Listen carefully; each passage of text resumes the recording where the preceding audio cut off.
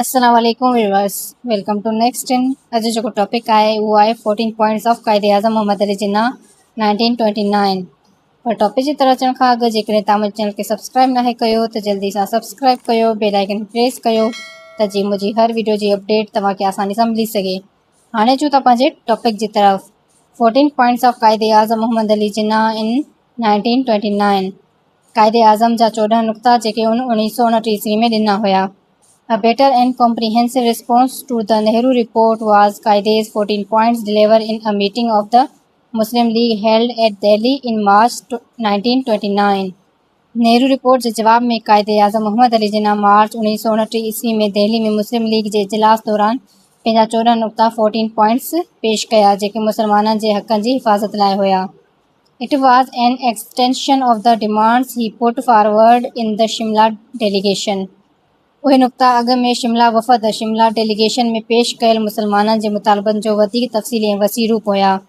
The 14 points of Quaid-e-Azam change the perception of Muslim politics. Quaid-e-Azam जा 14 नुक़्ता मुसलमाननि जे सियासत जो रुख़ तब्दील करे छॾियो ऐं खेनि हिकु नई सोच ॾिनी। They had a profound impact on the Indian political sense. उन्हनि नुक़्तनि हिंदुस्तान जी सियासी हालतुनि ते गहरो ऐं अहम असरु छॾियो। These points enhanced the unity of Muslim and provided the structure of constitutional reforms in India। उन्हनि नुक़्तनि मुसलमाननि में इतिहाद पैदा कयो ऐं हिंदुस्तान में आइनी सुधारनि लाइ बुनियाद फ़राहम कयो। They paved the way for Hindu-Muslim negotiation। उन्हनि नुक़्ते हिंदू ऐं मुसलमाननि जे विच में ॻाल्हियुनि ऐं सियासी मुज़ाकरात जो रस्तो हमवार कयो। They also helped give due importance to the Muslim in the Act of 1935। उन नुक़्तनि जे करे गवर्नमेंट ऑफ इंडिया एक्ट 1935 ईस्वी मुसलमाननि जे हक़नि ऐं हैसियत खे वधीक अहमियत ॾिनी। हाणे फर्स्ट उनजो जेको नुक़्तो हुयो पॉइंट हो कहिड़ो आहे, the form of the future constitution should be federal with the residuary powers to be vested in the province. मुस्तक़बिल जो आइन वफ़ाक़ी फेडरल हुअणु घुरिजे, यानी मुल्क में मरकज़ी हुकूमत सां गॾु सूबाई हुकूमत बि हुजनि। जेके इख़्तियार मरकज़ी हुकूमत खे न ॾिना वञनि उहे सभु इख़्तियार सूबनि वटि हुजनि, जीअं हर सूबो पंहिंजनि मामलनि बाबति आज़ादी सां फ़ैसिला करे सघनि। क़ाइदे आज़म इहो मुतालबो इन करे कयो छो त मुसलमान अक्सरियत वारनि सूबनि जहिड़ो पंजाब, सिंध, बंगाल ऐं सरहद जा हक़ महफ़ूज़ रहनि। जेकॾहिं सभु इख़्तियार मरकज़ वटि हुजनि हा त हिंदू अक्सरियत मुसलमाननि जे हक़ ते असरअंदाज़ थी सघे थी। तंहिं करे क़ाइदे आज़म चाहियो त सूबनि खे वधीक इख़्तियार मिलनि त जीअं हर सूबो पंहिंजे माण्हुनि जी ज़रूरत मुताबिक़ हुकूमत हलाए सघे। हाणे उनजो सेकेंड पॉइंट आहे जेको ॿियो नुक़्तो उहो A uniform measure of autonomy shall be granted to all provinces। मुल्क जे सभिनी सूबनि खे हिकु जहिड़ी ख़ुदि मुख़्तियारी ऑटोनॉमी ॾिनी वञे, यानी हर सूबे खे बराबरि इख़्तियार ऐं हक़ हासिलु हुजे, कंहिं बि सूबे सां इम्तियाज़ी सुलूक न कयो वञे। इहो क़ाइदे आज़म नुक़्तो इन करे पेश कयो छो त कुझु सूबनि खे ॿियनि जी भेट में घटि इख़्तियार हासिलु हुया। क़ाइदे आज़म चाहियो त सभिनी सूबनि खे बराबरि हक़ ऐं इख़्तियार मिलनि, जीअं हर सूबो पंहिंजी तरक़ी इंतिज़ाम पाण करे सघे ऐं कंहिं सां बि नाइंसाफ़ी न थिए। थर्ड पॉइंट आहे टियों नुक़्तो जेको आहे उनजो आहे all legislatures in the country and other elected bodies shall be constituted on the definite principle of adequate and effective representation of minorities in every province without reducing the majority in any province to a minority or even equality. हर सूबे ऐं चूंडियल इदारे में अक़लियतनि खे मुनासिब ऐं सराइती नुमाइंदगी ॾिनी वञे, पर अहिड़ी नुमाइंदगी न हुजे जो सूबे जी अक्सरियत अक़लियत बणिजी वञे या ॿिए कंहिं जो अंग बराबरि थी वञे। क़ाइदे आज़म हीअ पॉइंट इन जे करे ॾिनी छो त क़ाइदे आज़म जो मक़सदु हो त अक़लियतनि जा हक़ महफ़ूज़ रहनि, पर साॻिए वक़्तु मुसलमान अक्सरियत वारनि सूबनि में मुसलमाननि जी अक्सरियत बि बरक़रार रही सघे। इन इंसाफ़ ऐं बराबरी वारी नुमाइंदगी ते ज़ोर ॾिनो त जीअं कंहिं बि क़ौम सां ज़्यादती न थिए। फोर्थ पॉइंट आहे जेको चोथों नुक़्तो जो In the central legislature, Muslim representation shall not be less than 1/3। मरकज़ी असेंबली सेंट्रल लेजिस्लेचर में मुसलमाननि जी नुमाइंदगी घटि में घटि 1/3 हिसो हुअणु घुरिजे त जीअं मुसलमाननि जी राय ऐं हक़नि खे मुनासिब अहमियत मिले। क़ाइदे आज़म खे ख़दशो हो त मरकज़ी हुकूमत में हिंदू अक्सरियत सबबि मुसलमाननि जा हक़ नज़रअंदाज़ करे सघनि था। तंहिं करे हिन मुतालबो कयो त मुसलमाननि खे घटि में घटि 1/3 नुमाइंदगी जो हिसो ॾिनो वञे, जीअं हू पंहिंजे हक़नि ऐं मुफ़ादनि जो मुअसर दिफ़ा करे सघनि। 5 पॉइंट आहे नुक़्तो नंबर 5 जेको आहे representation of communal groups shall continue to be separate electorates provided that it shall be open to any community at any time to abandon its separate electorate in favour of joint electorate. मज़हबी बिरादरियुनि जी नुमाइंदगी जी चूंड अलॻि चूंड separate electorate ज़रिए जारी रहे। अलबत्ता जेकॾहिं का बिरादरी मुस्तक़बिल में गॾियल चूंडियूं जॉइंट इलेक्टोरेट्स इख़्तियार करणु चाहे त उनखे उहा आज़ादी हुजे। क़ाइदे आज़म जो ख़्यालु हो त अॻु चूंडनि सां मुसलमान पंहिंजा नुमाइंदा पाण चूंडे सघंदा। जीअं अलॻि चूंडियूं थींदियूं जेकॾहिं उन्हनि जे हक़नि ऐं मसइलनि खे बहितर नमूने पेश कंदा। जेकॾहिं गॾियल चूंडियूं लाज़मी कयूं वञनि हा त मुसलमाननि जी नुमाइंदगी कमज़ोर थी सघे पई। पॉइंट नंबर 6 आहे 6 any territorial redistribution that might at any time be necessary shall not in any way affect the Muslim majority in the Punjab, Bengal and NWFP। जेकॾहिं मुस्तक़बिल में सूबनि जूं हदूं तब्दील कयूं वञनि त अहिड़ी तब्दीली सां पंजाब, बंगाल ऐं सरहद में मुसलमाननि जी अक्सरियत ते बि को असरु न पवणु घुरिजे। क़ाइदे आज़म खे डपु हो त जेकॾहिं सूबनि जूं हदूं तब्दील कयूं वञूं त मुसलमान अक्सरियत वारा सूबा पंहिंजी अक्सरियत विञाए सघनि था। तंहिं करे हिन मुतालबो कयो त कंहिं बि हदबंदी सां मुसलमाननि जी सियासी ताक़त ऐं अक्सरियत खे नुक़सान न पहुचे। पॉइंट नंबर 7 आहे 7 नुक़्तो जेको आहे full religious liberty, liberty of belief, worship, observance, propaganda, association and education shall be guaranteed to all communities. हर मज़हब जे माण्हू खे मुकमल मज़हबी आज़ादी हासिल हुजे। हर माण्हू खे पंहिंजे अक़ीदे ते हलणु, इबादत करणु, मज़हबी रस्म ते अमल करणु, पंहिंजे मज़हब जी तबलीग करणु, मज़हबी तंज़ीमूं ठाहिणु ऐं मज़हबी तालीम हासिल करण जो मुकमल हक़ ॾिनो वञे। क़ाइदे आज़म जो यकीन हो त हर इंसान खे पंहिंजे मज़हब ते आज़ादी सां अमल करण जो हक़ हुअणु घुरिजे।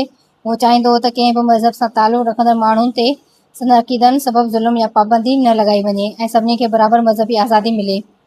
पॉइंट नंबर 8 आहे no bill or resolution or any part thereof shall be passed in any legislature or any other elected body if 3/4 of the members of any community in that particular body oppose such a bill, resolution or part thereof on the ground that it would be injurious to that community unless an alternative method is devised।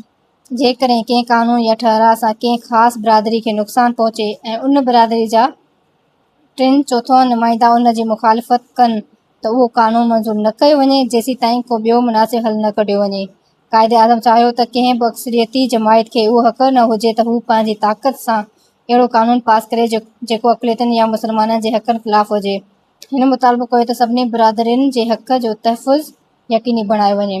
Point number 9 आहे Sindh should be separated from the Bombay presidency. Sindh खे Bombay presidency खां अलॻि करे हिकु अलॻि सूबो बणायो वञे त जीअं सिंध जा माण्हू पंहिंजा इंतिज़ामी ऐं सियासी मामला पाण हलाए सघनि। क़ाइदे आज़म जो चवणु हो त उन वक़्तु सिंध जेकी हुई बम्बई प्रेसिडेंसी जो हिसो हुई जंहिं सबबि सिंध जे माण्हू ख़ासि तौर ते मुसलमाननि खे पंहिंजा हक़ मुकमल तौरु हासिल न हुया। क़ाइदे आज़म चाहियो त सिंध खे अलॻि सूबे जी हैसियत मिले जीअं सिंध जा माण्हू पंहिंजी तरक़ी, तालीम ऐं हुकूमत बाबति आज़ादु फ़ैसिला करे सघनि। पॉइंट नंबर 9 आहे reforms should be introduce in the NWFP and Balochistan on the same footing as in other provinces। उत्तर ओलह सरहदी सूबे ऐं बलोचिस्तान में बि ॿियनि सूबनि वांगुरु आइनी, सियासी ऐं इंतिज़ामी सुधार आंदा वञनि जीअं उन्हनि सूबनि जी माण्हुनि खे बि बराबरि हक़ ऐं सहूलियतूं हासिल थियनि। क़ाइदे आज़म ॾिठो त NWFP ऐं बलोचिस्तान खे ॿियनि सूबनि जी भेट में घटि सियासी हक़ ऐं इख़्तियार हुया। उन करे हिन मुतालबो कयो त उन्हनि इलाइक़नि में बि साॻिया आइनी सुधार आंदा वञनि जीअं उते जा माण्हू जेके आहिनि पंहिंजे नुमाइंदनि खे चूंडे सघनि, हुकूमत में हिसो वठनि ऐं तरक़ी जा बराबरी मौक़ा हासिल करे सघनि। पॉइंट नंबर 11 आहे provision should be made in the constitution giving Muslim an adequate share along with other Indians in all the services of the state and in local self-governing bodies having due regard to the requirements of efficiency। आइन में अहिड़े शक़ शामिल कई वञे जंहिं तहत मुसलमाननि खे हिंदुस्तानियुनि सां गॾु सरकारी नौकरियुनि ऐं मुक़ामी ख़ुदि मुख़्तियार इदारनि में मुनासिब हिसो ॾिनो वञे ऐं उन सां गॾु क़ाबिलियत ऐं लियाक़त खे बि अहमियत ॾिनी वञे। क़ाइदे आज़म महसूसु कयो त मुसलमाननि खे सरकारी नौकरियुनि ऐं अहम उहिदनि में मुनासिब नुमाइंदगी न मिली रही हुई। तंहिं करे हिन मुतालबो कयो त मुसलमाननि खे संदन आबादी ऐं क़ाबिलियत मुताबिक़ मुनासिब हिसो ॾियणु घुरिजे जीअं हू मुल्क जी इंतिज़ाम ऐं तरक़ी में बराबरि जो हक़ अदा करे सघनि। पॉइंट नंबर 12 आहे the constitution should embody adequate safeguards for the protection of Muslim culture and for the protection and promotion of Muslim education, language, religion and personal laws and Muslim charitable institutions and for their due share in the grants and aid given by the state and by local self-governing bodies। आइन में अहिड़ियूं मज़बूत ज़मानतूं शामिल हुजनि जेके मुसलमाननि जी सकाफ़त, तालीम, ॿोली, मज़हब, ज़ाती क़ानून ऐं ख़ैराती इदारनि जी हिफ़ाज़त कनि ऐं हुकूमत ऐं मक़ामी इदारनि तरफ़ां मिलंदड़ माली इमदाद बि मुसलमाननि खे मुनासिब ॾिनो वञे। क़ाइदे आज़म खे ख़दशो हो त जेकॾहिं मुसलमाननि जी सकाफ़त, ॿोली, तालीम, मज़हब ऐं ज़ाती क़ानून जी हिफ़ाज़त न कई वई त संदनि सुञाणप ऐं मज़हबी आज़ादी ख़तरे में पइजी वेंदी। तंहिं करे हिन मुतालबो कयो त आइन मुसलमाननि जे उन्हनि हक़नि जी ज़मानत ॾिए ऐं संदनि तालीमी ऐं फलाही इदारनि खे बि हुकूमत तरफ़ां मुनासिब माली सहायता मिले। पॉइंट नंबर 13 आहे No cabinet, either central or provincial, should be formed without there being a proportion of at least 1/3 Muslim ministers. मरकज़ी हुजे या सूबाई का बि काबीना अहिड़ी न ठहे जंहिं में घटि 1/3 वज़ीर मुसलमान न हुजे त जीअं हुकूमत में मुसलमाननि जी मुनासिब नुमाइंदगी यकीनी बणाए। क़ाइदे आज़म महसूस कयो त जेकॾहिं हुकूमत में मुसलमान वज़ीर घटि हूंदा त मुसलमान जा मसइला ऐं हक़ नज़रअंदाज थी सघनि था। तंहिं करे हिन मुतालबो कयो त हर काबीना में घटि 1/3 मुसलमान वज़ीर हुजे जीअं हुकूमत जा फ़ैसिला सभिनी क़ौमुनि लाइ इंसाफ़ ते ॿधल हुजनि ऐं मुसलमाननि जी राय खे बि अहमियत मिले।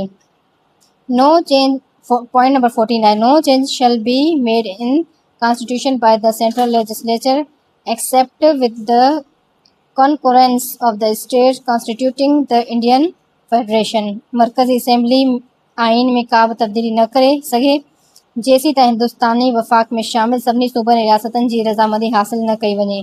क़ाइदे आज़म चाहे त मरकज़ी हुकूमत पंहिंजी अक्सरियत जे ज़ोर ते आइन में अहिड़ियूं तब्दीलियूं न करे जेके नंढनि सूबनि या मुसलमाननि जे हक़नि ख़िलाफ़ हुजनि। तंहिं करे हिन मुतालबो कयो त आइन में हर तब्दीली सूबनि जी रज़ामंदी सां कई वञे जीअं कंहिं बि सूबे या क़ौम सां नाइंसाफ़ी न थिए। ही हुआ क़ाइदे आज़म जा 14 नुक़्ता। क़ाइदे आज़म जा 14 नुक़्ता मुसलमाननि जी सियासी हक़नि जो बुनियादु बणिया। उन्हनि मुसलमाननि में इताद पैदा कयो, संदनि हक़ जी हिफ़ाज़त लाइ वाज़ह रस्तो ॾिनो ऐं अॻिते हली तहरीक पाकिस्तान खे मज़बूत करण में तमामु अहम किरदारु अदा कयो। होप तव्हांखे वीडियो ज़रूरु पसंदि आई हूंदी। वीडियो पसंदि आई हुजे त वीडियो खे ज़रूरु लाइक कजो, पंहिंजे दोस्तनि सां शेयर कजो, सब्सक्राइब लाज़मी कजो, बेल आइकन खे प्रेस कजो त जीअं मुंहिंजी हर वीडियो जी अपडेट तव्हांखे आसानी सां मिली सघे। हाणे मिलंदासीं नेक्स्ट वीडियो में। Thanks for watching. अल्लाह हाफ़िज़।